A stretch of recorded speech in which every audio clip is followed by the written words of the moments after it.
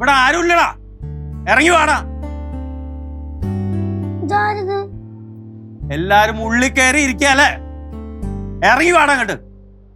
ഞാൻ അല്ലെങ്കിൽ ഈ വീട് ഞാൻ ബുൾഡോസർ വെച്ച് ഞാൻ തകർക്കും. ഞാൻ അങ്ങനെ ചെയ്തിട്ടുമുണ്ട്. ഞാൻ നല്ല പരിചയമുള്ള സൗണ്ട് അല്ല, വിൻസെന്റ് തോമസ് അങ്ങളുടെ സൗണ്ടാ.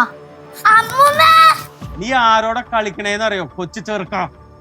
നീ കൊച്ചു ചെറുക്കനായിട്ട് അഭിനയിക്കാന്ന് എനിക്കറിയാം. നീ തീർന്നടാ. എന്റെ പണവും എന്റെ മോളാണ് നിന്റെ ലക്ഷ്യം. ഈ പടവലവും നെയ്യാറ്റും കരയൊക്കെ ഇതോടെ തവിട് പൊടിയാവും. ആ മെർലിൻ ഇവിടെ വന്നതേ വിവരം കെട്ടവൻ അറിഞ്ഞിട്ടുണ്ട്. ആകെ പ്രശ്നമാവും. മക്കളെ ഒന്ന് സംസാരിക്കേ.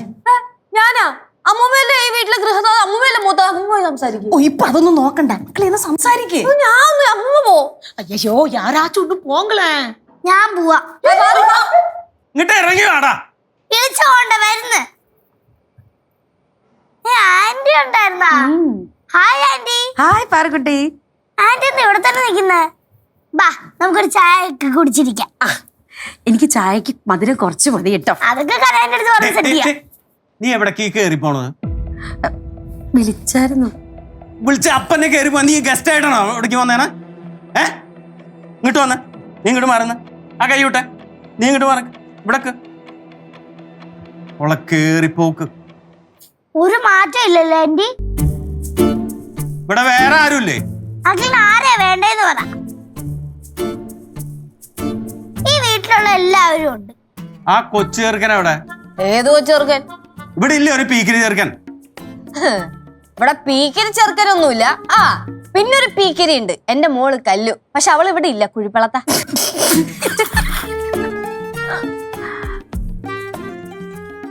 പാവല്ലേ അമ്മൂമ്മ, ചിരിക്കാൻ പോലും സ്വാതന്ത്ര്യമില്ല. കളിക്കല്ലേ. എന്റെ മോളെ എവിടെ? അത് കൊള്ളാം. നിങ്ങളുടെ മോളെ ഞങ്ങളുടെ വീട്ടിലാണോ അന്വേഷിക്കുന്നത്? നീ എന്തെങ്ങനെ ചിരിച്ചോണ്ടിരിക്കുന്ന ബന്ധുക്കളെ വീട്ടിൽ വന്ന പോലെ? നമ്മളെ മോളെ എവിടെ ഒളിപ്പിച്ചു വെച്ചാൽ ചോക്കരേ നീ? മോളെ ലച്ചു എന്തൊക്കെയുണ്ട് എന്റെ സുഖമല്ലേ? സുഖമായിട്ടിരിക്കണം അമ്മേ. എത്ര നാളായി നമ്മള് കണ്ടിട്ട്? ആ കൊറേ കാലമായി. ശിവാനി മോളെ എവിടെ? ശിവാനി ഊട്ടിയിലെ കുതിര സവാരിക്ക് പോയി. ആണോ? എപ്പോ? മേരി, നമ്മുടെ കൊച്ചിനെയാണ് കാണാതെ ആയിരിക്കുന്നത്. മോളെ ലച്ചു ഇന്ന് രാവിലെ മെർലിൻ ആരോടും പറയാതെ വീട്ടിൽ നിന്ന് ഇറങ്ങിപ്പോയി. വിളിച്ചപ്പോഴാണെങ്കിൽ ഫോൺ സ്വിച്ച് ഓഫും. ഒരു വിവരമില്ല. ചിലപ്പോ ഫോണിന്റെ ചാർജ് തീർന്നായിരിക്കും ആന്റി. ആ അതെ അല്ലേ?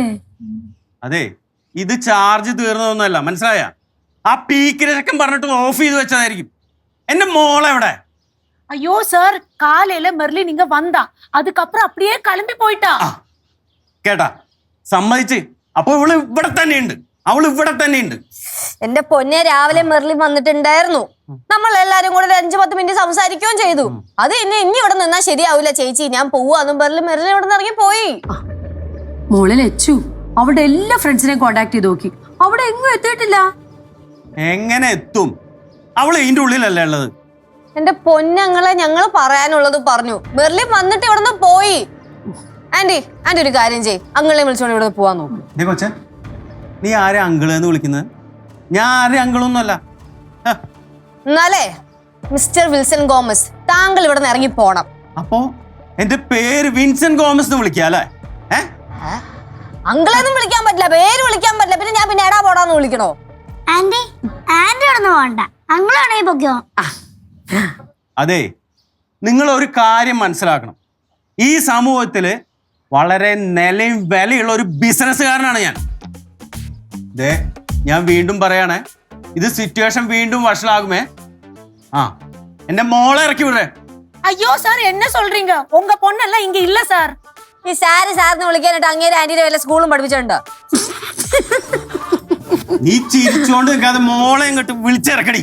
അമ്മ ഓ ആന്റിയുടെ അവസ്ഥ ഞങ്ങൾക്ക് മനസ്സിലായി. ആന്റിക്ക് അത്രയ്ക്ക് സംശയമാണെങ്കിൽ ആന്റി ഒരു കാര്യം ചെയ്യ്, ദേ അകത്തേറി നോക്കിക്കോ. Thank you. പോന്നു. ആന്റിക്ക് ഡിവോഴ്സ് ചെയ്തൂടെ?